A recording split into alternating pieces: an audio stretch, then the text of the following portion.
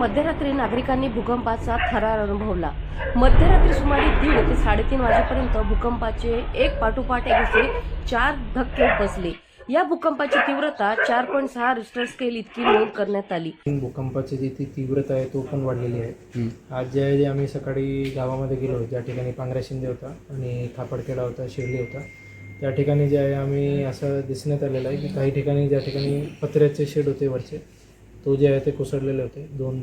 दोन ठिकाणी जे आहे घराचे पत्र्याचे शेड जे आहे ते कोसळलेले होते आणि एक ठिकाणी जे आहे आपल्या खापरखेडामध्ये ज्या ठिकाणी आपल्या घर होतं त्याच्यामध्ये क्रॅक झाले होते।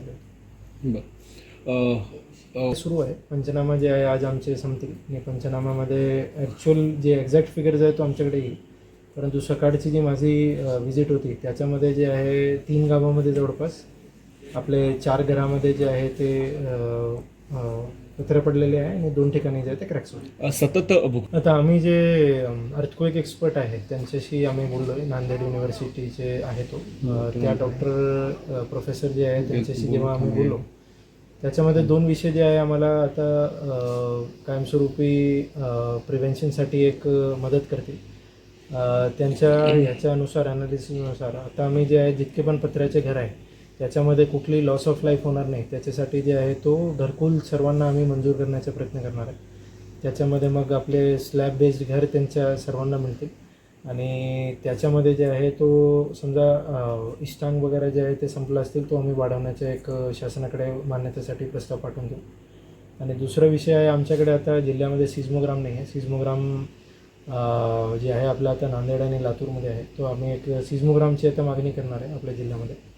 त्याच्यामध्ये आपल्या थोडा लवकर आम्हाला जे तीव्रता आहे तो लवकर आम्हाला रिझल्ट मिळेल की रिफ्लेक्ट होईल की किती तीव्रता आहे आणि आम्हाला थोडा ॲक्शन जे आहे ते लवकरात लवकर घेता येईल। आता आम्ही ज्या ठिकाणी आता बघितला त्या ठिकाणी एक लक्षात आलं आम्हाला की टीनच्या शेडवरती जे आहे दगड वगैरे ठेवलेले आहे, तो जे आहे तो धक्कादायक ह्यामुळे होऊ शकतो कारण समजा भूकंप आला तो दगड जे आहे ते डायरेक्टली ते काही माणसांवर पडला ते मग लगेच जे आहे ते त्यांची मृत्यू होण्याची शक्यता नाकारता येईल।